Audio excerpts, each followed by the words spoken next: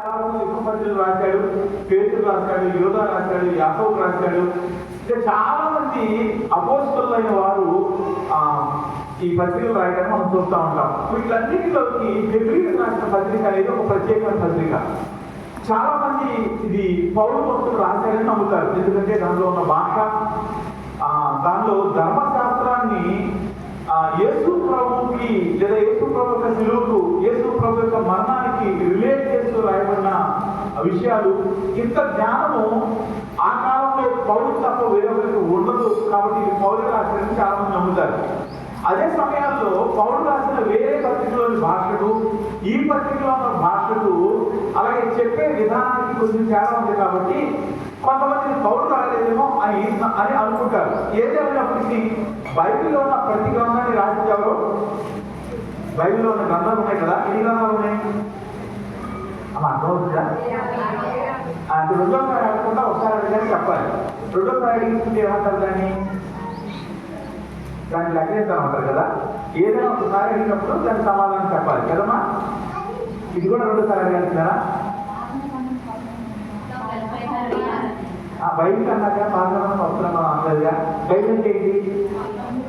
పాత్రమైన పత్రం వెళ్తారు బయలు. మరి దాన్ని పాత్రమైన పత్రం ఏమన్నా బైబిల్లో ఎన్ని గ్రంథాలు ఉన్నాయంటే అంటే లేదా మీకు డౌట్ వస్తే పాత్రమైన పత్రం. బైబిల్ అంటే పాత కొత్త నిబంధన కలయిక. పాత్రమైన కొత్తగా బయలుదేరి పాత్రమైన కొత్తగా బయలు ఆనం.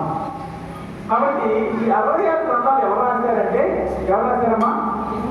చాలా మంది రాశారు. కానీ దేవుని యొక్క ప్రేరణ రాశారు. దేవుని యొక్క మాటలు అవి, దేవుని యొక్క మాటలు. ఈ బైబిల్ అనేది, బైబిల్లో ఉన్న ప్రతి వాక్యము దైవావేశం వల్ల కలిగింది. ప్రతి మాట దేవుడు తన భక్తుల చేత రాయించాడు. కాబట్టి ఈ హెబ్రీయులకు రాసిన పత్రిక పౌలు రాసినా లేదా ఇంకొక భక్తులు ఎవరైనా రాసినా సరే దాన్ని దేవుని యొక్క మాట అని మనం గుర్తెరగాలి. దేవుని మాటల్లో నుంచి దేవుడు తను ఎన్నుకున్న జనాంగముకు మాట్లాడటం కొరకు ఈ పత్రిక రాశాడు. తను ఎన్నుకున్న జనాంగంలో నుంచి రక్షణలోకి వచ్చిన వారికి ఈ పత్రిక ముఖ్యంగా రాయడం జరిగింది. హెబ్రీయుల నుంచి లేదా ఇశ్రాయేలు నుంచి లేదా యూదా నుంచి ఈ 3 మాటలు ఒకే ప్రజల గురించి మాట్లాడుతూ ఉన్నాయి. ఆ ప్రజలు దేవుడు ఎన్నుకున్న ప్రజలు. అబ్రహాం దగ్గర నుంచి ఆయా తరములో యాకోబు వరకు వారిని ఎన్నుకుంటూ యాకోబు యొక్క బిడ్డలను తన కొరకు ప్రత్యేకపరుచుకున్నాడు. అందుకనే మీరు నాకు ప్రత్యేకించబడిన జనాంగము అనే మాట హెబ్రీయుల గురించి మాట్లాడతారు. ఈరోజు సంఘం అంటే కూడా ప్రత్యేకించబడిన జనాంగం. వీరిని తన హృదయం తెలుసుకోవడానికి ఈ హెబ్రీయులకు రాసిన పత్రికలో చాలా విషయాలు మాట్లాడతారు. వాళ్ళకి అప్పుడు వరకు ధర్మశాస్త్రం తెలుసు, వారికి ప్రత్యక్ష గుడారం తెలుసు, సొలొమోను దేవాలయం తెలుసు. ప్రత్యక్ష గుడారంలో లేదా సొలొమోను దేవాలయంలో శుద్ధి చేయని పాత్రలు తెలుసు, దేవుని మందసం తెలుసు, కెరూబులు తెలుసు, సాక్ష్య గుడారం తెలుసు, నిబంధన పెట్టి తెలుసు. ఇలాంటివన్నీ తెలిసిన వాటిని ఎందుకు దేవుడు ఇచ్చాడు, వాటి యొక్క ఫుల్ఫిల్మెంట్ అంటే వాటి యొక్క పూర్తి విడుదల లేదా పూర్తి నెరవేర్పు క్రీస్తులో ఎలా ఉందనేది ఈ హెబ్రీయులకు రాసిన పత్రికలో పౌలు భక్తులు వివరిస్తూ ఉంటాడు. ఆ వివరించే క్రమంలో పైన వచనాల్లో ఆయన మోషే యొక్క ప్రత్యక్ష గుడారంలో ఏం జరిగిందో చెప్తా ఉంటాడు. దాదాపుగా దాని దేవాలయంలో ఉన్న శుద్ధీకరణ పాత్ర గురించి కూడా మాట్లాడుతూ ఉంటాడు. అక్కడున్న పాత్రలు రక్తము చేత రక్తాన్ని ప్రోక్షణ చేసి వాటిని పరిశుద్ధపరచడం అనేది జరుగుతూ ఉండేది. దాని గురించి మాట్లాడుతూ ఉన్నాడు పైన వచనాల్లో, చాలా వచనాల్లో. ఆ కాలంలో ఏదైనా జంతువుని, గొర్రెని కానీ మేకని కానీ బలించి ఆ రక్తాన్ని పాత్రల మీద చిలకరిస్తూ ఉండేవారు. వాళ్ళు దాని కొరకు హిస్సోపు అని ఒక మొక్క ఉంటుంది. హిస్సోపు అనే మొక్క మనము చెప్పుకోవాలంటే మనకి ఇంతకుముందు సొరవడానికి పొలిగట్ట అంటారు కదా, పొలిగట్ట అంటారు కదా, పొలిగట్ట. దాన్ని అది దేంతో చేస్తారు తెలుసా మీకు? అది ఒక రకమైన మొక్క కదా. ఆ మొక్కను తీసుకొచ్చి ఎండబెట్టి అది ఎండిపోయిన తర్వాత దాన్ని ఊడడానికి వాడతారు. మన ఇంట్లో వాడే కులమిసులు ఉంటాం కదా, దాన్ని ఎంత చేస్తారు? ఓకే, మీరు చాలా మంది మాట్లాడుతున్నారు, అర్థమవుతుంది, ఇప్పుడు వినపడుతుంది. కొబ్బరి ఈయనలో వరకు చేస్తారు. అలాగే ఇంట్లో వాడి బట్టల చిగురు కూడా అదొక రకమైన మొక్క కదా.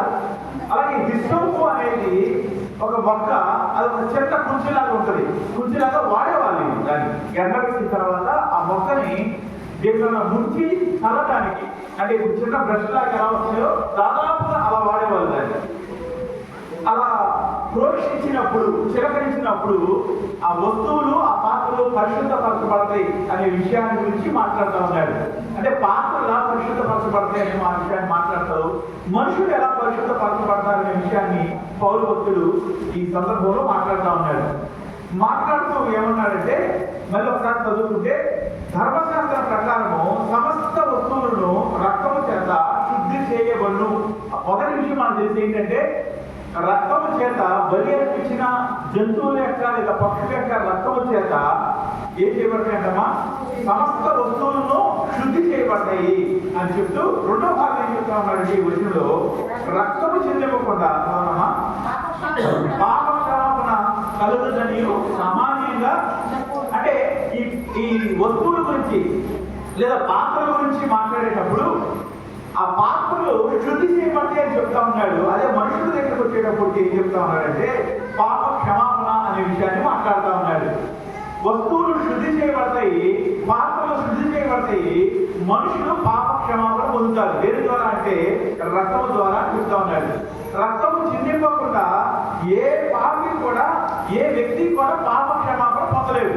ఇది ఆది కాలం దగ్గర నుంచి అనేక గ్రంథాలలో మనకి కనబడుతూ ఉంటుంది. కొంతమంది ఈ కాలంలో మనతో పాటు ఉన్న వాళ్ళు కూడా అక్కడే ఆగిపోయారు. వాళ్ళు ఏం చేస్తా ఉన్నారంటే, రక్తం చిందించాలి కాబట్టి ఏదో ఒక పక్షినో లేకపోతే జంతువునో బలి ఉండడం ఈ రోజు కాలం చేయడానికి మనం చూస్తూ ఉంటాం.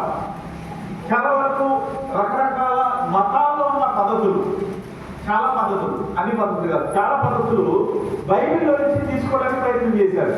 కానీ బైబిల్లో చెప్పబడిన పద్ధతి ప్రకారం కాకుండా, బైబిల్లో గురించి వివరణ ప్రకారం కాకుండా, బైబిల్ ఎలా ముందుకు తీసుకొచ్చిందో ఇవన్నీ కూడా క్రీస్తులో ఎలా నెరవేర్తాయో అవి అర్థం చేసుకోకుండా అక్కడే అయిపోయిన వాళ్ళు చాలా మంది ఉన్నారు.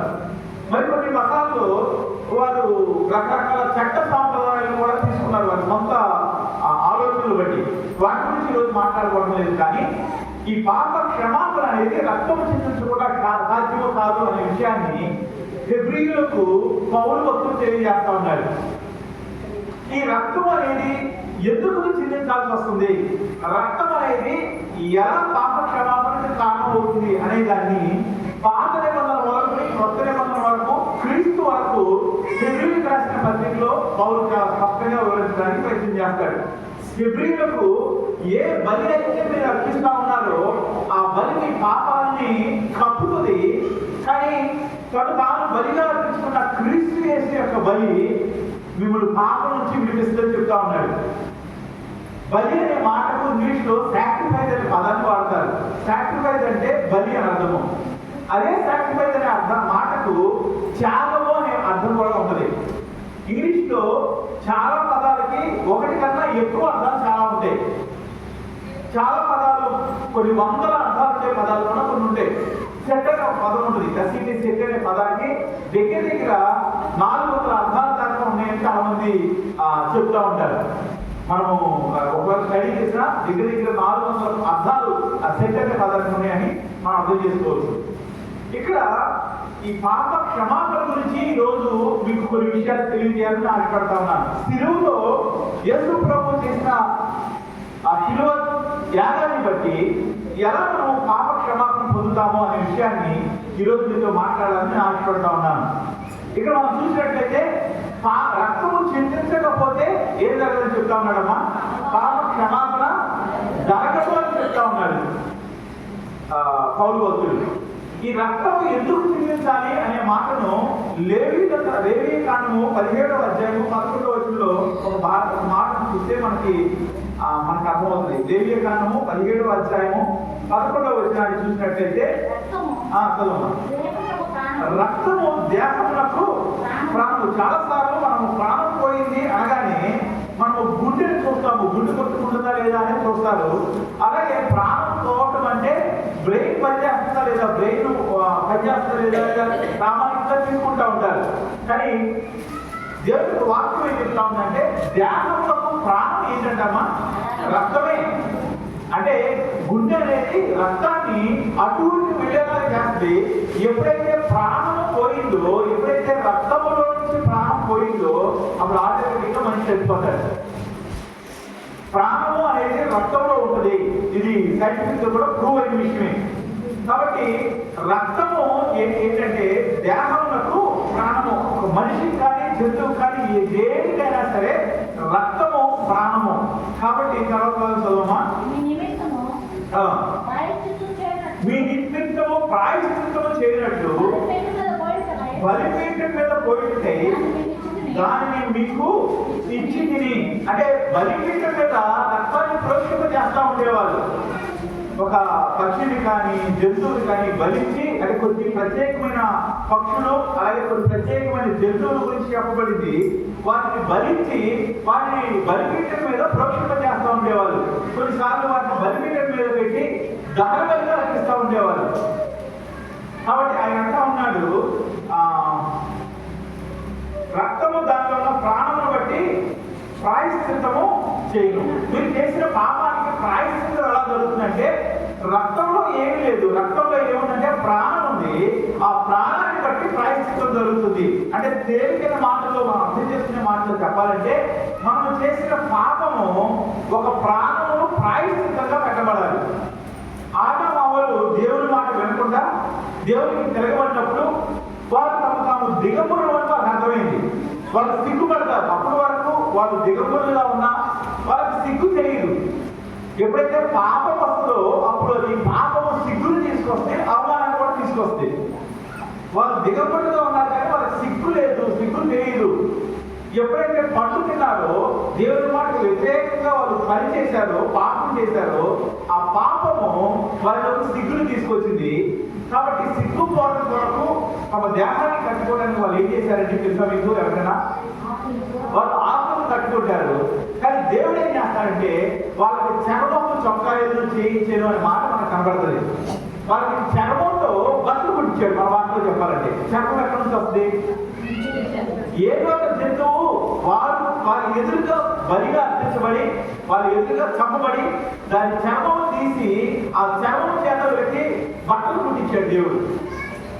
బహుశా ఆ జంతువు చనిపోవడం చూసి ఏదైనా సరే చనిపోయేటప్పుడు జంతువులు కానీ పక్షులు కానీ చనిపోయేటప్పుడు ముఖ్యంగా రక్తం కారేలాగా దాన్ని వధించబడి చనిపోయేటప్పుడు అది కొట్టుకుంటా ఉంటుంది. ప్రాణం పోయేంత వరకు కొట్టుకుంటా ఉంటుంది. మనకి కోళ్ళు పోస్తాం కాబట్టి మనలో చాలా మంది తెలుసు. మా కోళ్ళు గురించి చూసారా? ఇప్పుడు తరాల్లో బహుశా చూడకపోవచ్చేమో. కోళ్ళు కోసిన చూసారా? కోళ్ళు కోసిన తర్వాత చూసారా ఎప్పుడన్నా? కోడి కోసిన తర్వాత దాన్ని మెడ కోసిన తర్వాత అది కొట్టుకుంటా ఉంటుంది. అలాగే ఏ జంతువులు చంపాడో మనకు అక్కడ తెలియదు, కానీ ఏ జంతువు యొక్క చర్మం చేత వారికి బట్టలు కుట్టించాడో మనకు తెలియదు. కానీ ఆ జంతువు చంపబడినప్పుడు అది గిలగల కొట్టుకున్నప్పుడు దాన్ని ఆనవాళ్ళు చూసినప్పుడు వాళ్ళకి ఏమనిపించుంటుంది? ఏమనిపించిందంటే బాధ అనిపించుంటది వాళ్ళకి. వాళ్ళ మనస్సాక్షి నువ్వు కనుక ఆ పనులు తిరగకుండా ఉన్నట్లయితే ఈ బట్టల అవసరం నీకు ఉండేది కాదు. కాబట్టి నువ్వు చేసిన తప్పుకి శిక్ష అనుభవించారు. ఆ జంతువు మీద శిక్ష పడింది. కాబట్టి ఇదే ఆలోచన తమ జీవితాల్లో కొనసాగుతున్నట్టుగా బలి అనే పద్ధతిని ప్రభు పెట్టారు. బలి అనే పద్ధతిని దేవుడు పెట్టారు. చాలా మంది మనుషులు చాలా మంది మాట్లాడుతూ బలి ఎందుకు కోరుకున్నాడు దేవుడు, బలిని కోరుకోవడానికి కారణం ఏంటి, ఆయన బలిని కోరుకోవడానికి కారణం ఏంటి అన్నప్పుడు వాక్యం వల్ల మనకు సమాధానం దొరుకుతుంది. ఆయన అంటాడు, నేను బలిని కోరుకునే వాళ్ళను కాదు, నేను పశువుల యొక్క రక్తాన్ని తింటానా, పశువుల యొక్క మాంసాన్ని తింటానా అని దేవుడు ప్రవక్తల గ్రంథాలు ముఖ్యంగా ఎహెజ్కేలు గ్రంథాల్లో చాలా సార్లు రిపీటేటివ్ గా ఈ పదాలని రిపీట్ చేయడం, మనుషులతో మాట్లాడటం మనకు తెలుసు. ఆయన చెప్తాడు, చాలా స్పష్టంగా చెప్తాడు, సమూయేలు గ్రంథం నుంచి చెప్తాడు, నేను బలిని కోరుకున్న వాళ్ళను కాదు, నేను ఆఖరి నా కవులు వాళ్ళ ఆఖరి నేను చెప్పనంటాడు. ఆయన రక్తము కోరుకునే దేవుడు కాదు, పశువుల మాంసాన్ని కోరుకునే దేవుడు కాదు. కానీ ఎప్పుడైతే ఒక వ్యక్తి పాపం చేస్తాడో ఆ వ్యక్తి యాజకుడి దగ్గరికి, దేవాలయం దగ్గరికి లేదా ప్రత్యక్ష కూడాల దగ్గరికి వచ్చినప్పుడు ఆ దేవాలయం ఎదురుగా ఉన్న యాజకుడికి తన పాప పరిహారార్థమై లేదా తన పాపానికి ప్రాయశ్చిత్తార్థంగా తను తీసుకొచ్చిన జంతువుని కానీ పక్షిని కానీ ఇస్తా ఉండేవాడు. అది వాళ్ళ కళ్ళ ఎదురుగానే బలిగా అర్పించబడతా ఉండేది. ఆ పక్షి లేదా ఆ జంతువు గొర్రె కానీ మేక కానీ కొట్టుకుంటా ఉన్నప్పుడు దేవుడు మనుషుల హృదయాల్లో ఏ మార్పు కోరుకుంటాడంటే ఆ పశువు లేదా పక్షి బాధపడటానికి, కొట్టుకోవడానికి, మరణించడానికి నేను చేసిన పాపం కారణము. వీళ్ళు బాధపడటం మాత్రమే కోరుకోవట్లేదు దేవుడు, ఆ బాధలో నుంచి ఒక నిర్ణయాన్ని తీసుకోవాలని కోరుకుంటాడు. అదేంటంటే నేను ఈ తప్పు మరొకసారి చేయను. భక్తి కలిగిన వాళ్ళు అని చెప్పబడుతున్న వాళ్ళు అనేక మంది బలిని అర్పించిన తర్వాత బలిగా తీసుకురాబడుతున్న ఆ జంతువుని లేదా పక్షిని చంపబడటం చూసిన తర్వాత మరలా పాపం చేయకుండా ఉండడానికి చాలా ప్రయత్నం చేస్తూ ఉండేవారు. వారినే భక్తి కలిగిన వారిగా దేవుడు ఇస్తూ ఉండేవాడు. వారి ప్రార్థన వింటూ ఉండేవాడు. వారికి తన హృదయాన్ని బయటపరుస్తూ ఉండేవాడు. ఇది తరతరాలుగా కొనసాగుతూ ఉంది. ఇది కొనసాగుతున్నప్పుడు దేవుడు మనుషులకు రక్తం యొక్క ప్రాధాన్యతను, ప్రాముఖ్యతను చెప్తా ఉండేవాడు, తెలియజేస్తా ఉండేవాడు.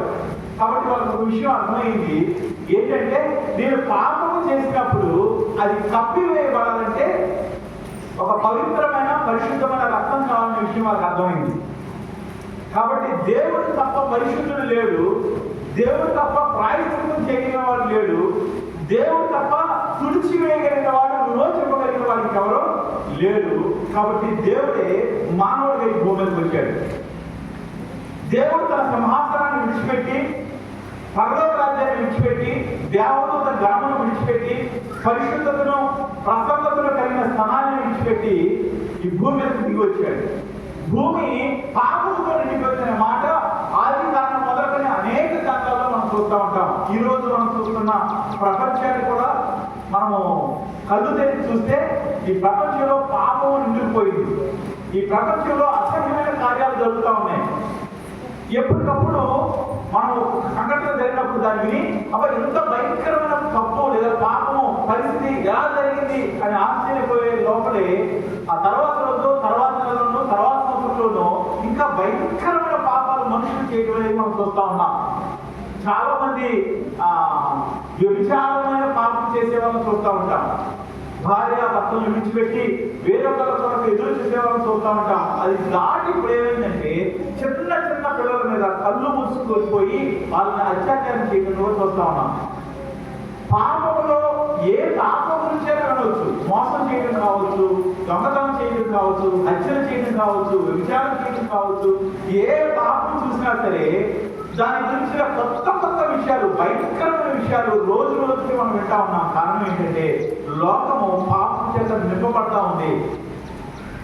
ఈ రోజుకి లేదా పోయిన సంవత్సరానికి లేదా 10 సంవత్సరాల క్రితం జరిగిన తప్పులకి లేదా పాపాలకి ఇప్పుడు జరుగుతున్న వాటికి ఏ మాత్రం సంబంధం లేదు. ఇప్పుడు జరిగిన వాటిని కనుక మనం లెక్కలో తీసుకుంటే 10 సంవత్సరాల క్రితం, 15 సంవత్సరాల క్రితం జరిగిన వాటిని అసలు తప్పు అనడానికి కూడా మనకి నోరు రానంత భయంకరమైన పాపాలు ఇప్పుడు జరుగుతూ ఉన్నాయి. ఇంకొన్ని రోజులు కొంచెం ఎక్కువయ్యే పరిస్థితి తప్ప తగ్గే పరిస్థితి లేదు.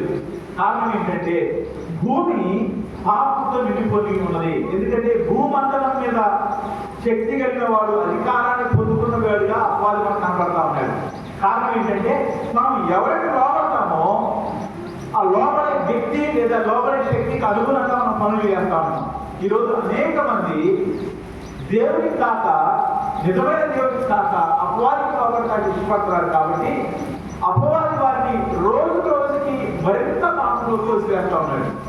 ఈ లోక సంగతి పక్కన పెడితే మన జీవితాలతో మనం పరిశీలన చేసుకుంటే, మన జీవితాల గురించి మనం ఆలోచన చేస్తే, మన జీవితంలో రోజు రోజుకి పాపంలోకి దిగజారిపోతున్న వారిగా ఉంటా ఉన్నామా, రోజు రోజుకి యథార్థంలోకి పరిశుద్ధంలోకి వెళ్తున్న వారిగా ఉన్నామా అనేది ఒకసారి మనం ఆలోచన చేసుకోవాలి.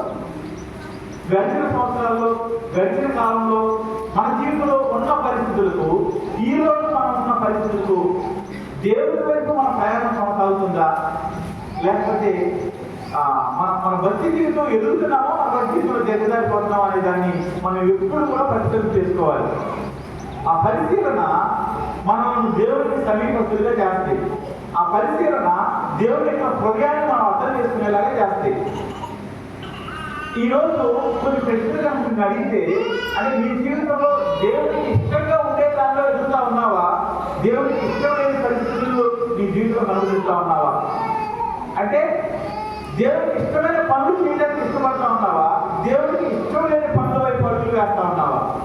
చాలాసార్లు చాలా మంది వ్యక్తులను చూసినప్పుడు వారు రోజు రోజుకి ఎదగాల్సిన వారిగా ఉన్నా సరే, రోజు రోజుకి దిగజారిపోతున్న వారిగా ఉన్న పరిస్థితులు చూస్తూ ఉంటాం. పౌలు కూడా అంటాడు, నిజానికి మీరు ఇప్పటికే బోధకులు కావాలి అంటాడు. అంటే బోధకులు అంటే ఎవరు? బోధకులు అంటే బోధ చేసేవారు బోధకులు అంటారు. అంటే ఒక రకంగా చెప్పాలంటే పాస్టర్లు. పౌలు విశ్వాసులకి ఉత్తరం రాస్తూ అవసరం అంటాడు, అయ్యా మీరు ఇప్పటికే బాధకులు కావాలి. అంటే మీరు ఇప్పటికే ఇంకొకరికి చెప్పి ఇంకొకరి మధ్య సేవకులుగా అయిపోవాలి మీరు. కానీ వాళ్ళు ఎలాంటి పరిస్థితులు ఉన్నారంట? ఇప్పటికీ మీకు మూల పాఠముల విషయంలో నేను చెప్పాల్సి వస్తుంది. ఏది తప్పో ఏది తప్పు కాదో, ఏది పాపమో ఏది పాపం కాదో, ఏది చేయొచ్చో ఏది చేయకూడదు, మీ హృదయం ఎలా ఉండాలో అని ఇప్పటికీ చెప్పాల్సి వస్తుంది అని పౌలు బాధపడతాడు. ఒకగా అలాంటి బాధ కొన్నిసార్లు నేను కూడా పడతా ఉంటాను. చాలాసార్లు మనుషుల జీవితాల గురించి ఆలోచించినప్పుడు వారి జీవితంలో దేవుడు మేలు చేశాడు, దేవుడు చూశాడు, వాళ్ళు రక్షణ పొందేలాగా ప్రేరేపించాము, వాళ్ళు రక్షణ పొందారు. ఆ రక్షణ పొందిన తర్వాత దేవుడిలో స్థిరంగా ఎదగాల్సిన వాళ్ళు కొన్ని రోజుల తర్వాత చూస్తే రక్షణ పొందిన వ్యక్తి జీవితంలో ఉండే పరిస్థితి కూడా లేని పరిస్థితిలోనికి కొంతమంది కనబడతా ఉంటారు. వాళ్ళ జీవితంలో జరిగిన మేలును కనుక ఎవరికైనా చెప్తే ఆ విన్న వ్యక్తులు యేసు ప్రభు ఇంత గొప్ప కార్యాలు చేస్తాడా, యేసు ప్రభు యొక్క ప్రార్థన ఎంత మేలు జరుగుతుందా, యేసు ప్రభు యొక్క ప్రార్థన ఇలాంటి మార్పు మనుషుల జీవితాల్లో తీసుకొస్తా, యేసు ప్రభు యొక్క ప్రార్థన ఒక మనిషి హృదయాన్ని ఇంతలో మార్చుద్దా, యేసు ప్రభు దగ్గరికి వస్తే ఒక మనిషిని దేవుడు అంతగా ప్రేమిస్తాడా, వారి యొక్క ప్రతి కష్టం నుంచి, ప్రతి కన్నీటి నుంచి, ప్రతి ఇబ్బంది నుంచి, ప్రతి అప్పు నుంచి లేవనున్నాడా అని ఆశ్చర్యపోయి వారు దేవుడి దగ్గరికి రావాలి. అది బాధ్యత అంటే. కానీ కొంతమంది చాలా మంది జీవితాలు చూసినప్పుడు వారి జీవితాల్లో వెనక్కి దిగజారిపోవడానికి చూస్తూ ఉంటారు. ఇదే పౌలు భక్తుడు కూడా రాస్తూ ఉంటాడు. ఈరోజు దాని గురించి నేను ఎక్కువ మాట్లాడలేదు, కానీ లోకము అలాంటి పరిస్థితులు ఉన్నప్పుడు దేవుడు పర్వతాన్ని విడిచిపెట్టి భూమి మీదకి వచ్చాడు. ఈ భూమి మీదకి వచ్చిన తర్వాత ఆయన ఒక మనిషికి ఏదైతే ఉండదో, అంటే మనిషికి ఆకలేస్తే, మీకు ఆకలేస్తామా? ఇప్పుడు వేస్తుందా? కట్టకూడదు, ప్రత్యేక మనుషులకు ఆకలేస్తే, మనుషులకు దాహం వేస్తే, మనుషులకు కోపం వస్తే, మనుషులకు నిద్ర వస్తే, ఇవన్నీ కూడా యేసు ప్రభు ఈ భూమి మీద ఉన్నప్పుడు అనుభవించాడు. తన జీవితంలో మనం చూస్తాం. వాటిలో అనేక సార్లు ఈ విషయాలు రాస్తారు. ఆయన ఒకసారి ఆకలికొని ఎక్కడికి వెళ్ళాడని రాశారు. మన గుర్తులు చాలా మంచి సందర్భం కాబట్టి ఎక్కడికి వెళ్ళాడు ఆకలికొని అంజూరం చెట్టుకి వెళ్తాడు కదా, వెళ్ళాడమ్మా గుర్తుందా? ఒకసారి ఆకలికొని అంజూరం చెట్టుకి వెళ్తాడు. అక్కడ ఏమైంది ఇప్పుడు మాట్లాడలేదు. ఆయనకి దాహం అయింది. ఒకసారి ఆయన పడవ అమరంలో పడుకుని నిద్రపోతా ఉంటాడు. చాలా పరిస్థితులు మనము చూస్తూ ఉంటాం. ఇంకో చోట ఆయన అలసి ఉన్న రీతిగానే ఆయన కూర్చున్నాడు అంటాడు. అలసిపోవడం కూడా ఉంది. యేసు ప్రభు నిజమైన దేవుడు. ఆయన దేవుడు పరలోకంలో ఉండేవాడు, భూమి మీద ఉన్న మనుషులు సృష్టించేవాడు, భూమి మీద ఉన్న మనుషులు ప్రేమించి తన పరలోక సింహాసనాన్ని విడిచిపెట్టి భూమి మీదకి వచ్చాడు. ఈ భూమి మీద ఒక మనిషి లాగా ఉన్నాడు. 100% మనిషిగా జీవించాడు. అదే సమయంలో 100% దైవంగా ఉన్నాడు. ఇది ఎవరి జీవితంలో సాధ్యం కాదు. ఇది కేవలం యేసు ప్రభు యొక్క జీవితంలో ఒక్క జీవితంలో మాత్రం జరిగింది. ఆయన 100% మనిషి, 100% దేవుడు. ఒకసారి చూద్దామా? 100% ఆయన ఎవరు? మనిషి. ఒకసారి చెప్తారా? 100% మనిషి, 100% దేవుడు. 100% అంటే అర్థం ఏంటి? 100%. ఆయన దైవత్వం కలిగిన వాడు. అదేవిధంగా మన కొరకు మానవుడిగా జీవించాడు. ఆ దేవుడి నుంచి మాట్లాడుతూ ఉన్నాడు. ఇక్కడ ఆయన భూమి మీదకి వచ్చి ఆయన దేవుడు ఎలా ఉంటాడో మనుషులు చూపించాడు. ఆయన భూమి మీదకి వచ్చి ఒక మనిషిలో దైవత్వం ఎలా నిలిచి ఉంటుందో ఆయన చూపించాడు. ఆయన భూమి మీద నుంచి పర్వత రాజ్యంలో వెళ్ళేటప్పుడు నన్ను నమ్ముకున్న వారు దీనికన్నా ఎక్కువ కార్యాలు చేస్తారని చెప్పిన ఉద్దేశం ఏంటంటే, ఒక మనిషి దేవుడిని నమ్ముకుంటే దేవుడు ఆయనలో నివసించడం మొదలు పెడతాడు, ఆ మనిషిలో నివసించడం మొదలు పెడతాడు. అంటే ఆ మనిషిలో ఎవరికైనా చెప్తా ఉన్నాడు, దేవుడు ఉంటాడు. అందుకనే మనం చేసే ప్రార్థనలకు జవాబు వస్తూ ఉంది. అందుకనే మనము ఆ ప్రకృతిని ఆజ్ఞాపించినప్పుడు, ప్రకృతి కొరకు ప్రార్థన చేసినప్పుడు కూడా ప్రకృతి ఆగుతూ ఉంటుంది. అలాంటి గొప్ప మహిమను దేవుడు మనకి ఇవ్వాలని ఆశపడతా ఉన్నాడు. అందుకోసమే భూమి మీద దిగి వచ్చాడు ఆయన. కాబట్టి తన పవిత్రమైన రక్తాన్ని ఆయన శిలువలో అర్పించడానికి కొరకు భూమి మీదకి వచ్చాడు. ఆయన తెలుసు తన శిలువ వేయబడతారని. ఆయన తెలుసు తన శరీరము నాగరికాల వల్ల దున్నబడుతుందని. ఆయన తెలుసు తన అవమానపరచబడతాడని. ఎందుకంటే కొన్ని వందల సంవత్సరాల క్రితమే ఆయన ఎటువంటి మరణాన్ని పొందబోతున్నాడో ప్రవక్తల ద్వారా దేవుడు మనుషులకు తెలియజేయించాడు. యెషయా గ్రంథంలో చాలా స్పష్టమైన మాటలు మనకు కనబడతాయి. ఆయన పుట్టుక గురించి కనబడతాయి, ఆయన మరణం గురించి చాలా స్పష్టంగా కనబడతాయి. ఆయనలో స్వరూపమైనను సొగసైనను లేదు, ఆయన లేక ఎండి గడ్డి వలె అయిపోయాడు. చాలా స్పష్టమైన మాటలు రాయబడి ఉంటాయి. ఆయన గడ్డము తిరిగి వేశారని రాయబడింది. ప్రతి ప్రవచనము యేసు ప్రభు యొక్క శిలువలో నెరవేరబడే ప్రతి ఒక్క మాట ప్రవచన ద్వారా ముందే తెలియబడింది. ఆయన శిలువలో జరిగిన ప్రతి దానికి శిలువలోను శిలువ ముందు శిలువ తర్వాత జరిగిన ప్రతి దానికి ఆధారంతో సహా మనకు వాక్యంలో కనబడతా ఉంది. ఎందుకు వచ్చాడు భూమి మీద దేవుడు ఎందుకు వచ్చాడు? యేసు ప్రభు భూమి మీద ఎందుకు వచ్చాడు? ఆయన మన పాపాల కోసం వచ్చాడు. వాక్యం నుంచి చెప్పాలంటే ఆయన నశించిన దాన్ని వెనక రక్షించడానికి వచ్చాడు. అపవాది క్రియలు లైఫాల్సిన కొరకు వచ్చాడు. ఆయన అపవాది యొక్క ప్రభావాన్ని కొట్టివేయడానికి వచ్చాడు. చాలా స్పష్టమైన మాటలు బైబిల్లో మనకి కనబడతా ఉంటాయి. అపవాది వంటకాల్లో బందీగా ఉన్న మనుషులు విడిపించడానికి వచ్చాడు. కాబట్టి ఆ రక్తం గురించి ఇక్కడ 22వ వచనంలో కనబడతా ఉంది. రక్తము చెందకుండా పాప క్షమాపణ అసాధ్యము. ఈ పక్షుల యొక్క రక్తము, పశువుల యొక్క రక్తము అవి పాపాన్ని కప్పివేస్తా ఉన్నాయి. కానీ యేసుక్రీస్తు యొక్క రక్తం ఏం చేస్తుంది తెలుసా? యేసుక్రీస్తు యొక్క రక్తము ప్రతి పాపమును తుడిచివేస్తుంది. పేతురు రాస్తాడు కదా, చాలా స్పష్టమైన మాటలు పడతాయి. గలతీయులకు రాసిన పత్రికలో కూడా చాలా స్పష్టమైన మాటలు కనబడతాయి. యేసు ప్రభు రక్తానికి ఉన్న శక్తి ఏంటంటే అది ప్రతి పాపమును తుడిచివేస్తుంది. ఆ శిలువలో ఆయన అర్పించిన ప్రాణము లేదా ఆయన కార్చిన రక్తము మన ప్రతి పాపాన్ని తుడిచివేస్తుంది. శిలువలో ఆయన వేలాడుతా ఉన్నప్పుడు లేదా శిలువలో ఏం జరిగిందంటే భూమి మీద ఉన్న ప్రతి పాపము ఆయన మీద ఆరోపించబడింది. నిజానికి మీకు రెండు విషయాల గురించి నేను తెలియజేయాలని ఆశపడతా ఉన్నాను. బహుశా సమయాన్ని బట్టి ఒక విషయాన్ని నేను తెలియజెప్పడానికి ప్రయత్నం చేస్తాను. అందులో ఒకటి యోమ్ కిప్పూర్ అంటారు, అంటే అటోన్మెంట్ అంటారు, ప్రాయశ్చిత్త దినము. ఇంకొకటి పాస్ఓవర్ అంటారు. పస్కా గురించి అలాగే అటోన్మెంట్ గురించి, యోమ్ కిప్పూర్ గురించి, ఈ రెండు సందర్భాలు మేము ముందుకు తీసుకురావాలని ఆశపడతా ఉన్నాను. బహుశా వీలైతే ఈరోజు ఒకటి మాత్రమే చెప్పడానికి కుదురుతుందేమో అనుకుంటా ఉన్నాను. బైబిల్లో ఇశ్రాయేలు దగ్గరికి 8 రకాల పండుగలు ఉంటా ఉన్నాయి. ఆ పండుగలన్నింటిలో ప్రత్యేకమైన విధి విధానాలు చెప్పబడతా ఉంటాయి. అంటే ఇలా చేయాలి, దీని తర్వాత ఇది చేయాలి, దీని తర్వాత ఇది చేయాలి అని ప్రతి చిన్న మైన్యూట్ డిటైల్ కూడా వాళ్ళకి చెప్పబడతా ఉండేది. ఆ పండుగల యొక్క కార్యక్రమము లేదా పండుగలో చేసే ప్రతి పని కూడా క్రీస్తులో నెరవేరడానికి ముంగుర్తులు అవన్నీ కూడా. ఈ పండుగలో చెప్పబడ్డ ప్రతి మాట క్రీస్తులో నెరవేర్చబడడం అనేది, నెరవేర్చబడటం అర్థం చేసుకోవడం కొరకు పండుగలు అనేవి ముందు ఇవ్వబడింది. అందులో ఒక పండుగ పేరు యోమ్ కిప్పూర్ అంటారు. యోమ్ కిప్పూర్ పండుగ అంటే మీకు పక్కన మీకు తెలుసు, కానీ మనం ఆ పేరుతో లేదా ఆ పేరు చెప్పినా సరే బహుశా మీకు ఉండకపోవచ్చు. బహుశా మీకు గుర్తు చేయడానికి చెప్తా ఉన్నాను.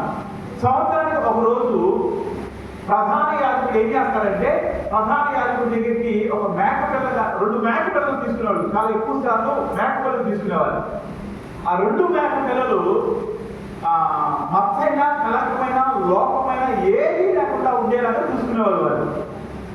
ఆ 2 మేక పిల్లలను వాటిని ప్రధాన యాజకుడి దగ్గరికి తీసుకొచ్చినప్పుడు ఆయన కూడా పరీక్ష చేసి ఆ రెండింటి మీద చేతుల నుంచి ప్రార్థన చేసేవాడు.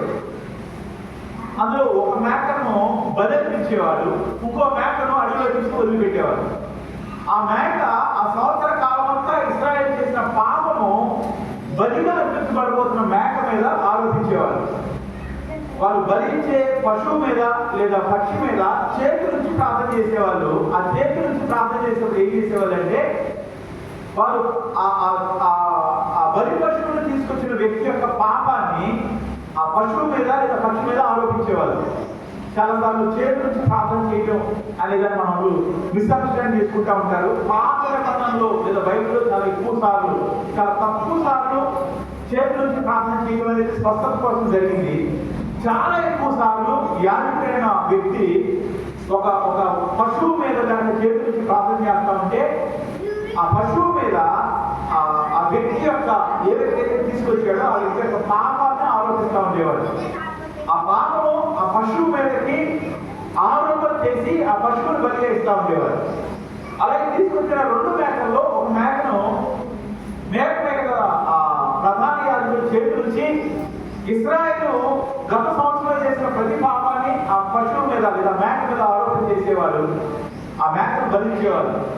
ఆ మేక రక్తాన్ని తీసుకుని అతను ప్రత్యక్ష గుడారంలోకి వెళ్ళేవాడు లేదా మందిరంలోని ప్రధాన స్థాయిలోకి వెళ్ళేవాడు. ప్రత్యక్ష గుడారము లేదా మందిరము 3 భాగాలుగా ఉంటా ఉండేది. మొదటి భాగంలో శుద్ధి జరిగేది. రెండో భాగంలో అంటే ధూపవేదిక ఉండేది. ధూపవేదిక ఉండేది. అక్కడ ధూపాన్ని వేయడానికి వెళ్తా ఉండేవాళ్ళు. మూడో భాగంలోకి వెళ్ళడానికి ఒక పెద్ద తెర అడ్డ ఉంటా ఉండేది.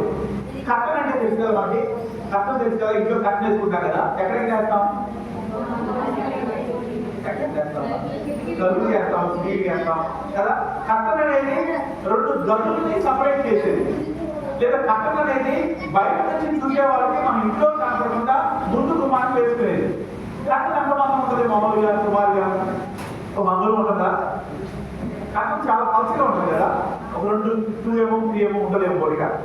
కానీ ఈ ధూప వేదిక పరిశుద్ధ స్థలం అనేవాళ్ళు. ఈ ధూప వేదికలో నుంచి పోలీస్ అనేది లోపల స్థలం ఉండేది. అతి పరిశుద్ధ స్థలము అని చెప్పుకోవచ్చు. దాంట్లో వెళ్ళడానికి మధ్యలో కట్టన ఉండేది. ఆ కట్టన కనీసం 4 అంగుళాలు వెళ్ళకుండేది. ఇది నిర్గమకాండంలో చూస్తాము. తర్వాత లేవి కాండంలో కొంచెం దాని గురించి వివరం ఉంటుంది. అది జంతువుల యొక్క చర్మాల చేత చేయబడిన ఒక జంతువుల యొక్క కొన్ని నూలు చేత తయారు చేయబడిన జంతువుల యొక్క బొచ్చు చేత చేయబడిన కట్టనది. 4 అంగుళాలు వెళ్ళకంటే ఎంత తెలుసా మీకు? 4 అంగుళాలు వెళ్ళకంటే మన ఇంటికి పెట్టగోళ్ళు కడతారు కదా, అది 4 అంగుళాలు వెళ్ళకండి. ఇంకా ఖచ్చితంగా చెప్పాలంటే అక్కడ విశాఖ కూర్చున్న రూల్ చూస్తున్న గోడలు ఉన్నాయి కదా, అది 4 అంగుళాలు వెళ్తుంది. అంత మందం ఉన్న కట్టను ఉండేది దానికి దీనికి మధ్యలో. మనము జక్రయ్య గురించి జక్రయ్య చూస్తా ఉన్నాం కదా, ఎలిజబెత్ భర్త అయిన జక్రయ్య ఉన్నాడు కదా, జక్రయ్య ధూప వేయడానికి వెళ్ళి పరిశుద్ధ స్థలంలోకి వేయడానికి వెళ్ళాడు ఆయన. అది మనకు ఎలా తెలుసంటే జక్రయ్య ప్రధాన యాజకుడు కాదు, ఆ వంతుల ప్రకారము ధూపం వేసేది అది పరిశుద్ధ స్థలంలో మాత్రమే. అది దాటి అతి పరిశుద్ధ స్థలంలో వెళ్ళడానికి 4 అంగుళాలు వెళ్ళకున్న ఆ కట్టన ఉండేది. 4 అంగుళాలు వెళ్ళకున్న కట్టన ఉండేది. దానిలోకి ప్రధాన యాజకుడు ఏ మేకనైతే బలిచ్చాడో ఆ రక్తాన్ని తీసుకుని లోపలికి వెళ్ళేవాడు. ఆ వెళ్ళక ముందు అసలు మందిరంలోకి అడుగు పెట్టక ముందు ఒక ఎద్దును బలించి ఆ ఎద్దుని తన కొరకు ప్రధాన యాజకుడు తన పాపంతో దాని మీద ఆరోపణ చేసి తన పాపాలకు ప్రాయశ్చిత్తంగా ఎద్దును బలించి తాను శుద్ధి చేసుకుని ఇశ్రాయేలు అందరూ పక్షంగా రక్తాన్ని తీసుకుని అతి పరిశుద్ధ స్థలంలో వెళ్ళేవాడు. అది సంవత్సరానికి ఒకసారి. అది డే ఆఫ్ అటోన్మెంట్ అంటే ప్రాయశ్చిత్త దినము. డే ఆఫ్ అటోన్మెంట్ అంటే ప్రాయశ్చిత్త దిన సంబంధమైన పండుగ. ఒక్కసారి తీసుకెళ్లేవాళ్ళు. కానీ తాను సరిగ్గా సరిచేసుకోకుండా కనుక అతి పరిశుద్ధ స్థలంలో అడుగు పెట్టిన వెంటనే ఆ ప్రధాన యాజకుడు కూడా చనిపోయేవాడు. అది యాజకుడు అంటే దాదాపుగా సేవకుడు లాంటి పాస్టర్ లాంటి వాడు. పాస్టర్ల యాజకుడు ఒకడు కాదు. కాబట్టి నాకు అర్థం కావడం కోసం చెప్తా ఉన్నాను. పాస్టర్ల యాజకుడు ఒకడు కాదు ఈ పరిస్థితిలో.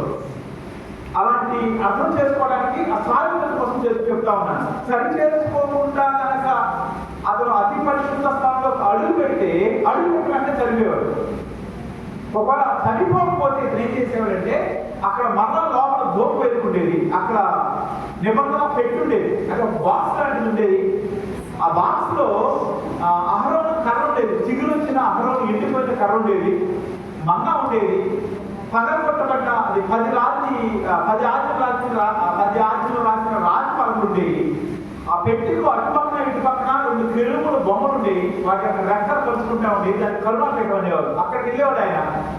అక్కడ కొన్ని ప్రత్యేకమైన ధూపం వేసేవాడు. ధూపం అంటే అర్థం ఏంటంటే, ధూపం అంటే మీకు తెలుసండి, ధూపం అంటే పొగ. అంటే సింపుల్గా చెప్పాలంటే పిల్లలు పుట్టినప్పుడు సాంబ్రాన్ని వేస్తారు కదా, చాలా ఆనందం కోసం.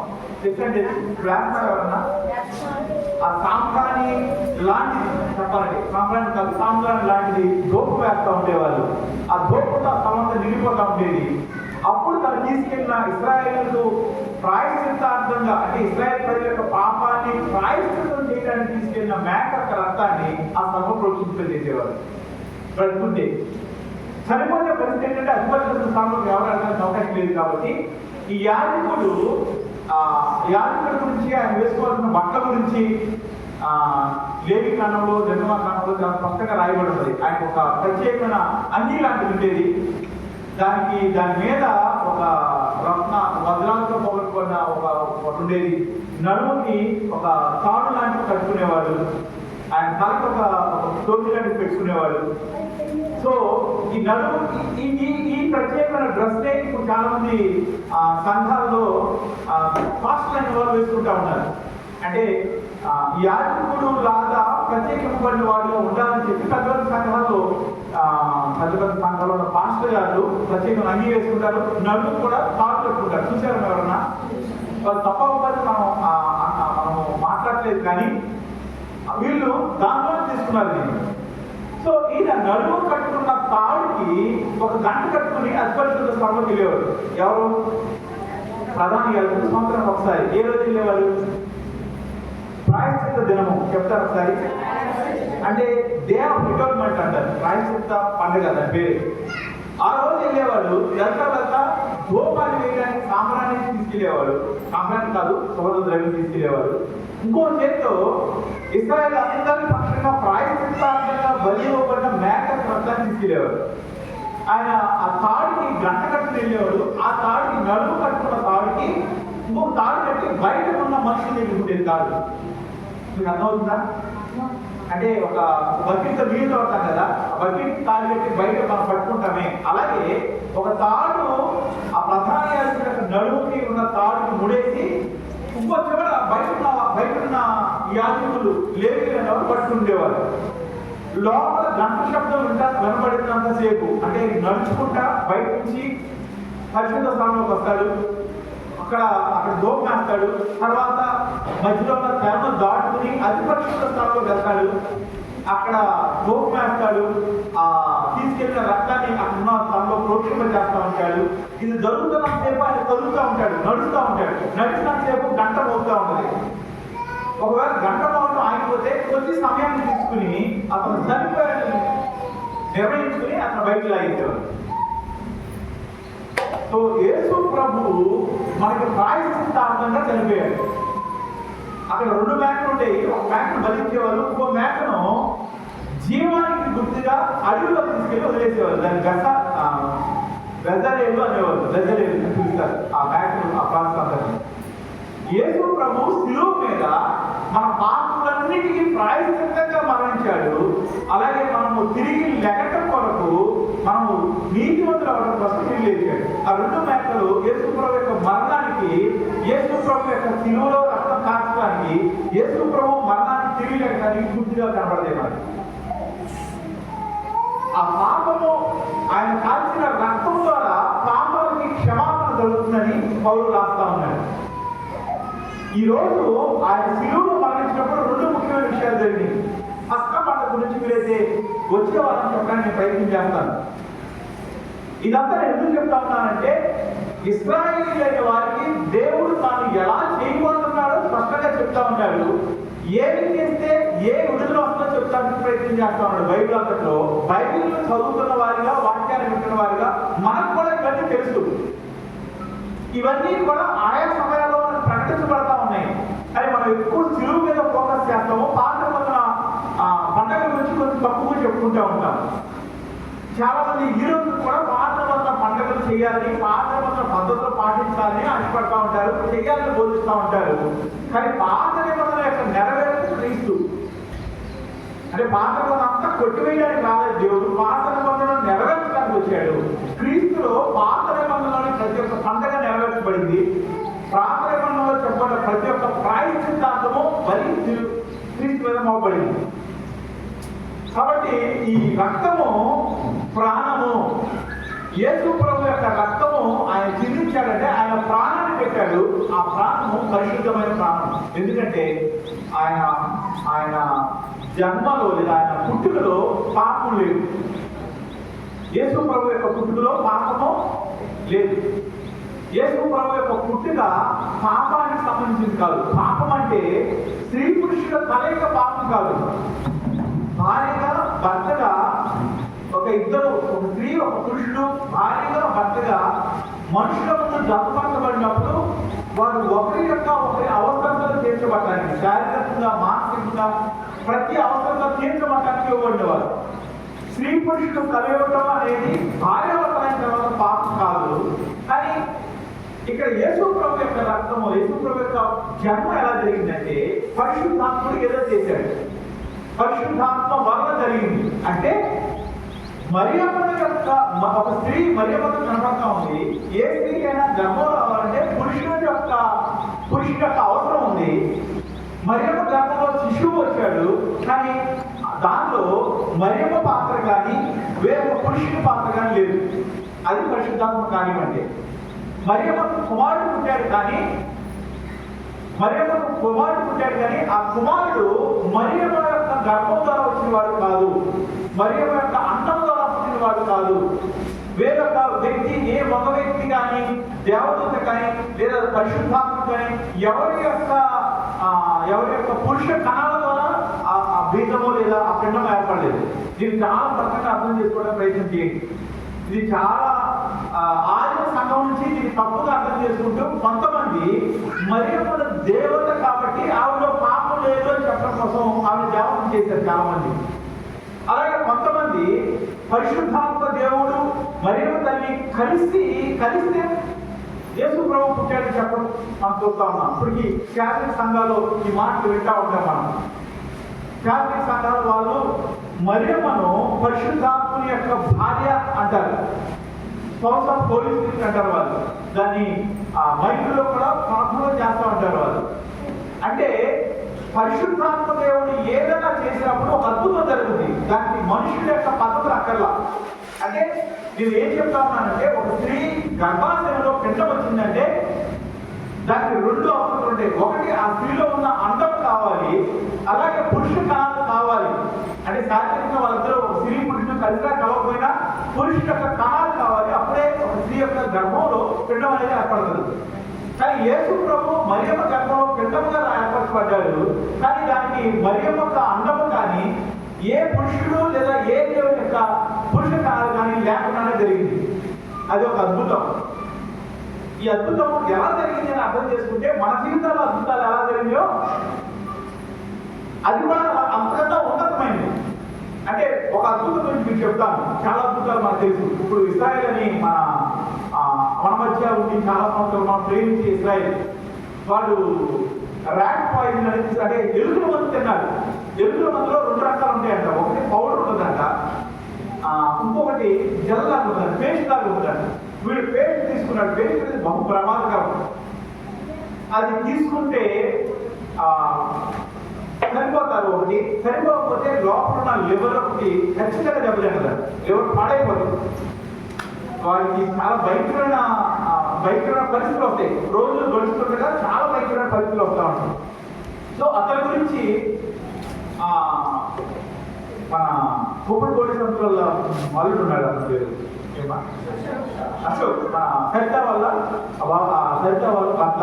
అతను వచ్చి చూసి అందుకని అక్కడ చూపిద్దాము అన్నీ అడిగి చూస్తే బాగుంటుంది అనుకున్నప్పుడు అతను చెప్పినప్పుడు అతను అడిగి అన్న అన్నాడు. ఇంతలోకి ఆ డాక్టర్ గారు చెప్పారంట అది చాలా డేంజర్ అంట అన్నయ్య.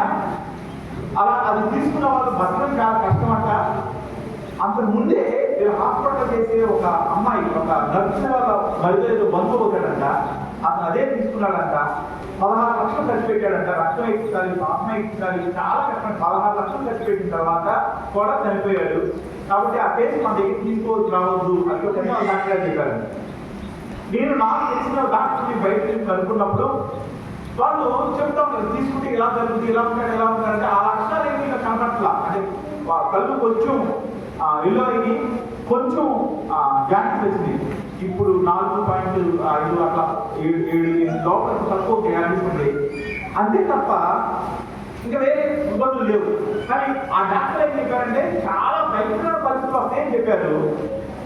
అలాంటి భయంకరమైన పరిస్థితులు ఇతని జీవితంలో ఇతను శరీరంలో లేవు. ఇతను మన మధ్య వరకు శరీరం తిన్నాడు, ఈరోజు రేపు బహుశా కర్రీతో కూడా అన్నం పెట్టమన్నారు. అందులో ఒక డాక్టర్ గారు ఉన్నాడు, బహుశా అతను తీసుకోలేదేమో అన్న, తీసుకుంటే అలా ఉండడు అని చెప్తా ఉన్నాడు. అంటే ఆ ర్యాట్ పాయిజన్ అనేది పేషెంట్ తీసుకుంటే ఒక వ్యక్తి ఎలా ఉండాలో, ఎలా బలహీనం అయిపోవాలో, ఎలా సాగు దగ్గర అయిపోవాలో అలా ఇస్రాయేలు అవలా ఇప్పుడు వరకు. ఈ మీద కూడా అవుతారా అవడో అని మాట్లాడారు. అవడో అవ్వకూడదు కదా, ప్రార్థన చేయండి దానికోసం. ఇది దేవుని యొక్క కార్యము అని మీకు ఉదాహరణ కూడా చెప్తా ఉన్నాను.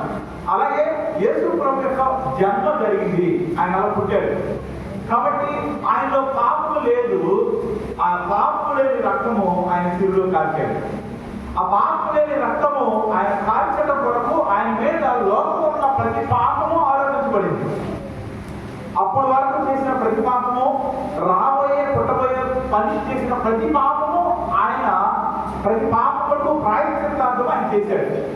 అంటే ఈ రోజు మనం 2000 సంవత్సరాల తర్వాత పుట్టిన మనము చేసిన పాపము కూడా ఆ రోజు యేసుక్రీస్తు మీద ఆరోపించబడింది. దీని యొక్క ప్రాయశ్చిత్తాంతంగా ఆయన చనిపోయాడు. ఆయన చనిపోవడం వల్ల మనకి పాప క్షమాపణ కలగటానికి ద్వారాలు తెరవబడింది. ఆయన చనిపోయినప్పుడు ఏం జరిగిందంటే పరిశుద్ధ స్థలానికి అతి పరిశుద్ధ స్థలానికి మధ్యలో ఉన్న 4 అంగుళాల తెర చిరిగిపోయింది. అందువల్లనే ఈరోజు మనం డైరెక్ట్ గా దేవుడి దగ్గరికి వెళ్ళి మోకరించి ప్రార్థన చేయడానికి మనకు అవకాశం ఉంది. మన ప్రార్థన కృపాసింహాసనం మీద మన దేవుడు వినడానికి అవకాశం ఉంది. మన ప్రార్థన ఆయన సన్నిధిలో మనం ప్రార్థన చేయడానికి అవకాశం ఉంది. అంతకుముందు ఈ అవకాశం మనుషులు కాబట్టి లేదు. దేవుడిని సమీపించడానికి అవకాశం లేదు. నిర్గమకాండ సమయంలో దేవుడు డైరెక్ట్ గా వచ్చి మనుషులతో మాట్లాడడానికి ప్రయత్నం చేశాడు, మనుషులు దాన్ని వెళ్ళలేదు. నేను మోషేతో మాట్లాడు, మోషే మాత్రం చెప్తాడన్నారు. తర్వాత కాలంలో యాజకత్వం ద్వారా మాత్రమే తప్ప మనుషులు దేవుడి దగ్గరికి వెళ్ళడానికి అవకాశం లేదు. యాజకులు ప్రత్యేకింపబడిన వారు. ఆ ప్రత్యేకత యాజకులు ఎలా వచ్చింది అనేది మనం 10 ఆజ్ఞలు కలగొచ్చినప్పుడు ఆ సందర్భాన్ని ధ్యానం చేస్తే మనకు అర్థమవుతుంది. మనుషులకు పాప క్షమాపణ కొరకు యేసు ప్రభు శిలువలో మరణించి తన పవిత్రమైన రక్తాన్ని కాల్చాడు. పౌలు భక్తుడు 22వ వచనం 2వ భాగంలో దాని గురించి చెప్తా ఉన్నాడు. రక్తం చెందించకుండా పాప క్షమాపణ కలగదు. యేసు ప్రభు రక్తం చెందించాడు కాబట్టి మీకు పాప క్షమాపణ వచ్చింది అని చెప్తా ఉన్నాడు. ఆయన మీ పాపంలో కొరకు చనిపోయాడు. ఆయన చనిపోయి మన పాపములకు వెల చెల్లించాడు కాబట్టి ఇప్పుడు మనం ఏం చేయాలంటే ఆయన దగ్గరికి వచ్చి, దేవా నేను పాపం చేశాను, నా కొరకు నువ్వు మరణించినందుకు వందనాలు, ఈ పాపమును నా మీద కొట్టివేయబడినట్టుగా నీ రక్తాన్ని నా మీద ప్రోక్షింప చేసి ప్రార్థన చేయాలి. దాన్ని మనం మారుమనసు పొందడం అంటాం. అంటే ఇది మీకు చాలా మంది దీన్ని అర్థం చేసుకోవడానికి కొంచెం వెనకబడుతూ ఉంటారు. కొంతమంది సేవకులైన వారు కూడా దీన్ని అర్థం చేసుకోవడానికి ఇష్టపడక వాళ్ళు వేరే బోధ చేస్తూ ఉంటారు.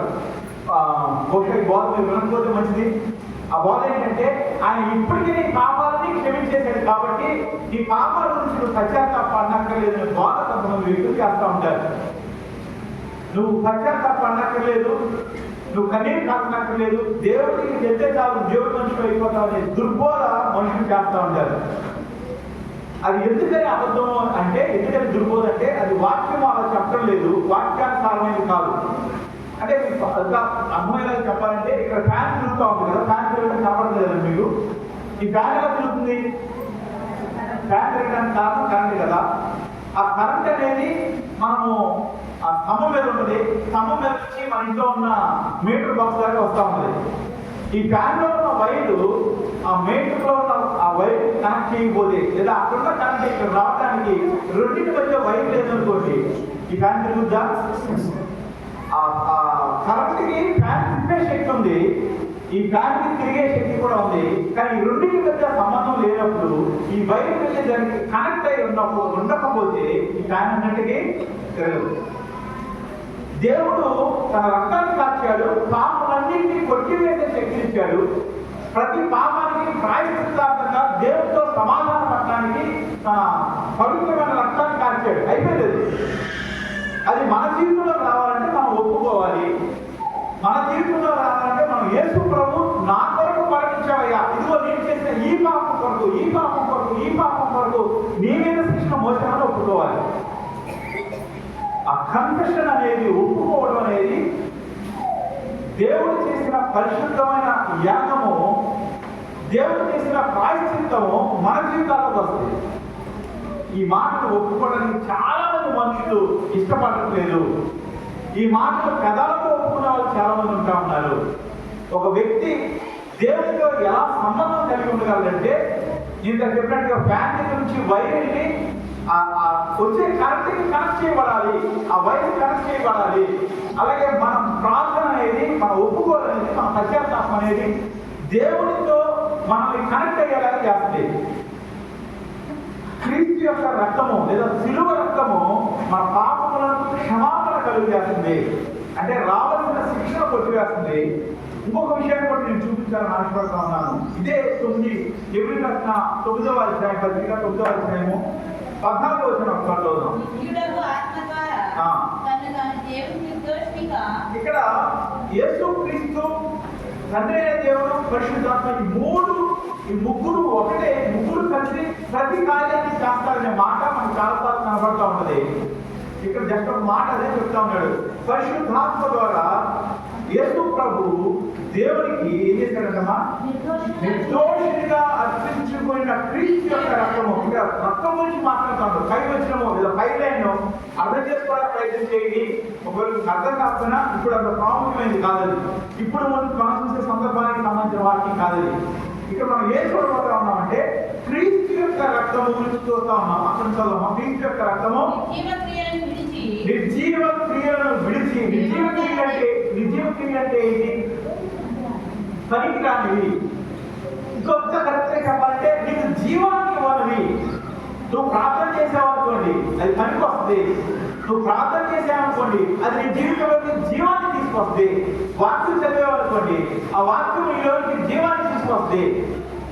అందుకని పేరు మొదటి పత్రికలు అంటాడు కదా, కొత్తగా పుట్టిన వారు, రక్షణ పొందిన వారు నూతనంగా పుట్టిన శిశువులు పోలిన వారే స్వచ్ఛమైన పాల వంటి వాక్యం చేత, అంటే వాక్యము పాలను పోలుస్తూ ఉన్నాడు. అంటే ప్రార్థన చేసుకుంటే ఒక శిశువుకి పాలు ఎలా జీవాన్ని ఇస్తాయో, ఎలా ఎదుగుదల ఇస్తాయో, ఎలా బలాన్ని ఇస్తాయో, ఎలా ఇమ్యూనిటీ పవర్ ఇస్తాయో, అలాగే వాక్యము నీకు ఆహారం అవుతుంది. అది జీవం కలిగించే క్రియ. అంటే వాక్యం చదవడం అనేది జీవం కలిగించే క్రియ. మరి సినిమా చూడడం అనేది అది కూడా జీవమే. అందరూ మాట్లాడలేదు కదా. వాక్యం చదివితే దేవుని యొక్క జీవంలోకి నువ్వు ప్రవేశిస్తావు. మరి సినిమా చూస్తే, సీరియల్ చూస్తే, ఏది చూసినా బహుశా నిన్ను జీవంలో నడిపించాలనే విషయాన్ని నువ్వు గమనించకపోతే ఈరోజు ఒక మంచి అవకాశం ఉంది. నువ్వు చేసే పని జీవమైన క్రియలు కలిగిన వారిగా ఉండాలి. ప్రార్థన, వాక్యము అంత మాత్రమే కాదు, రక్షణ లేదు, దేవుడిని గమనించగలుగుతుంది, దేవుడి యొక్క సహవాసం కలిగిన వారితో సహవాసం కలిగి ఉండవలేదు. సరే, ఇక్కడ మనం చూస్తే నిర్జీవమైన క్రియలు నిర్జీవమైన క్రియలు విడిచిపెట్టాలి అంటే అక్కడ ఏం జరగాలో మాట్లాడతాం. సో దేవుడు మనం నిర్జీవమైన క్రియలు విడిచిపెట్టడం ఒక మాట కనబడుతుంది. రెండో మాట ఏం కనబడుతుంది అంటే జీవము కలిగిన దేవుని సేవించడం కొరకు. సేవించడం గురించి కూడా మనం వీడియో చేసుకోవడానికి ప్రయత్నం చేద్దాం. సేవించడం కొరకు ఈ రెండు చేయాలంటే ఏం కావాలంటమ్మా? మీ మనస్సాక్షిని ఎంతో ఎక్కువగా ఏంటిది ఏం చేస్తుంది? ఈ శుద్ధి చేసేది ఏంటి అంటే, మనము నేలం అనుకోండి, లేదా బట్టలు ఉద్దడానికి ఏం వాడతాం మనం? సర్ఫ్ వాడతాం, సోప్ వాడతాం కదా. అంటే సోపు లేదా సర్ఫ్ అనేది ఆ బట్టలో మురిగిపోబడుతుంది. అలాగే ఇక్కడ యేసు ప్రభు యొక్క రక్తము శుద్ధి చేస్తా ఉంది. దేని శుద్ధి చేస్తామా? మనస్సాక్షిని శుద్ధి చేస్తుంది. ఈ మనస్సాక్షి నిర్జీవమైన క్రియలు విడిచిపెట్టి దేవుడికి సేవ చేయడానికి శుద్ధి చేస్తుంది. యేసు ప్రభు యొక్క రక్తము పాప క్షమాపణ కలిగిస్తుంది. అంటే పాపానికి రావాల్సిన శిక్షణ కొట్టివేస్తుంది. దేవుడి దగ్గరికి వచ్చి అయ్యా నేను పాపం చేశాను, తప్పు చేశాను, నా తప్పులకు శిక్ష నువ్వు అనిపించావు, నా తప్పులకు కావలసిన ప్రాయశ్చిత్త బలిగా నీ పవిత్రమైన రక్తాన్ని కాచావు, నువ్వు అవమానించబడ్డావు, నువ్వు హేళన చేయబడ్డావు, నువ్వు మనుషుల చేత తొలనాలు పడ్డావు, ఇవన్నీ నా కొరకు చేయబడ్డావు అని ఒప్పుకున్నప్పుడు నీ పాపాలకు కావాల్సిన శిక్ష కొట్టివేయబడుతుంది. అంత మాత్రమే కాదు, ఆ రక్తము నీ మనస్సాక్షిని పరిశుద్ధపడుతుంది. ఈ రెండు వేరే విభిన్నమైన ఒకే దాంట్లో కలిసి ఉన్న రెండు మెట్టులు అండి. చాలా మంది మనుషులు ఈరోజు దేవుడి దగ్గరికి వస్తా ఉన్నారు, బలవంతం చేత కూడా కావచ్చు. ఇదిగో దేవుడి దగ్గరికి వస్తున్నావు, దేవుడు బిడ్డలు చెప్పుకుంటావు, మేలు పొందావు, నువ్వు ఇంకా రక్షణ పొందకపోవడం సరైనది కాదు అని బోధ విన్నప్పుడు ఇష్టపూర్వకంగా కొంతమంది, బలవంతపడ్డబడిన వారిగా కొంతమంది, ప్రేరేపించబడిన వారిగా కొంతమంది వచ్చి ప్రార్థన చేసుకుని నీ రక్తం ద్వారా నన్ను కడిగేయా అని అడుగుతా ఉన్నారు. అక్కడితో ఏమవుతుందంటే వాళ్ళు అంతకుముందు చేసిన పాపాలకు కావాల్సిన శిక్ష. అంటే మనం చేసిన కొన్ని పనులు కనుక బయట తెలిస్తే మన మనుషులు అవమానపరుస్తారు. మనం చేసిన కొన్ని పనులు బయట తెలిస్తే మనుషులు మనల్ని తొలగాడతారు. మనం చేసిన పనులు కొన్ని బయటకు తెలిస్తే మనుషులు మనల్ని ఎప్పటికీ క్షమించరు, మనతో మాట్లాడటానికి కూడా ఇష్టపడరు. ఇవన్నీ కూడా ఆయన అనిపించాడు. మన దగ్గర రావాల్సిన శిక్ష ఆయన అనిపించాడు. అక్కడతో అయిపోతుంది, చాలా మంది అక్కడితో ఆగిపోవడానికి ప్రయత్నం చేస్తా ఉన్నారు. కానీ యేసుక్రీస్తు రక్తం చేసే ఇంకొక పని ఏంటో తెలుసా? అది మనస్సాక్షిని శుద్ధి చేస్తుంది.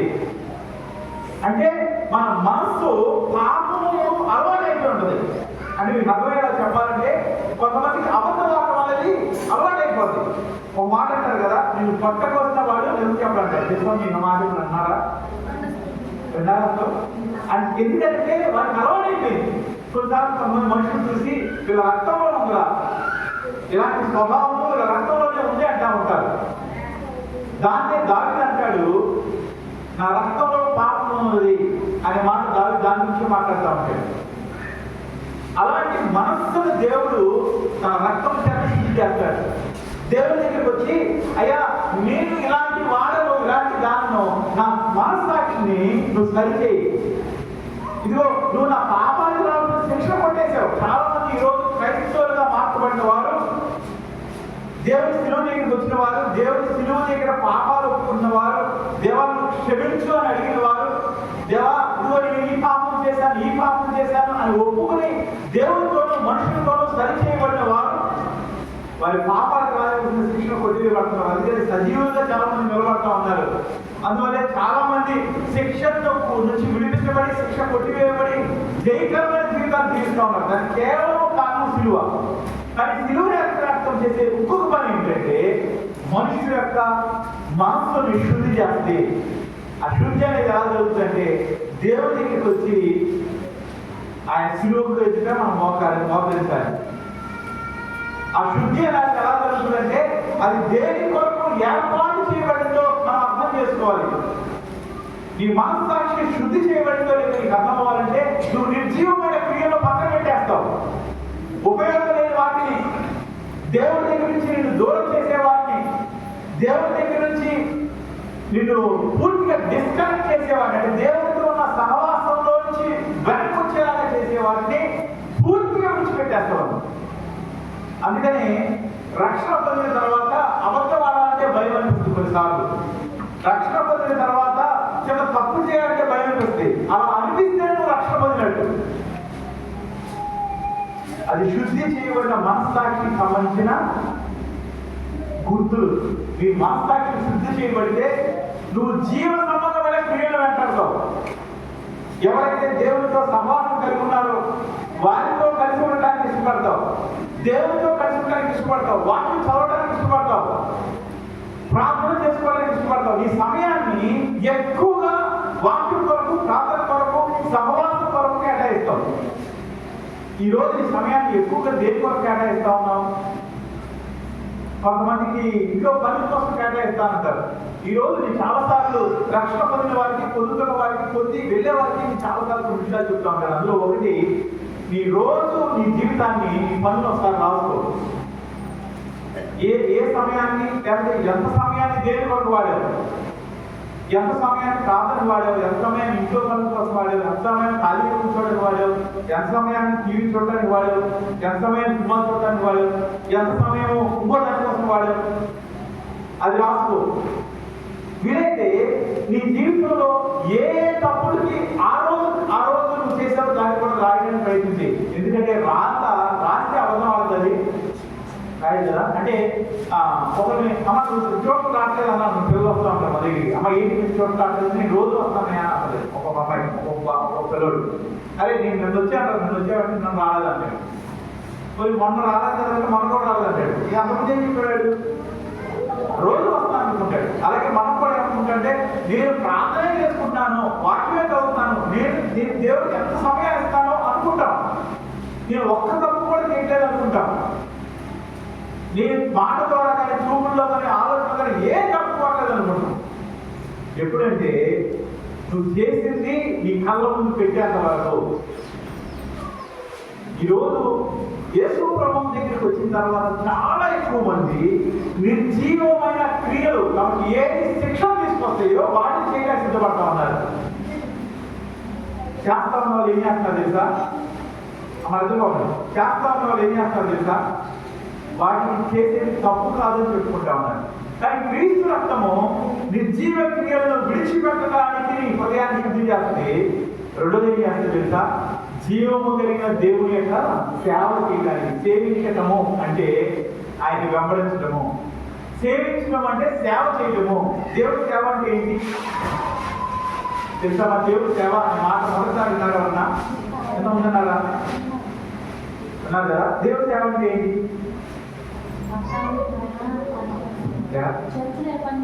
ఇంట్లో పని ఏం సేవ అవుతుంది, ఏం సేవ అవుతుంది, ఇంకా చెప్పొచ్చు సేవ. దేవుని సేవ అంటే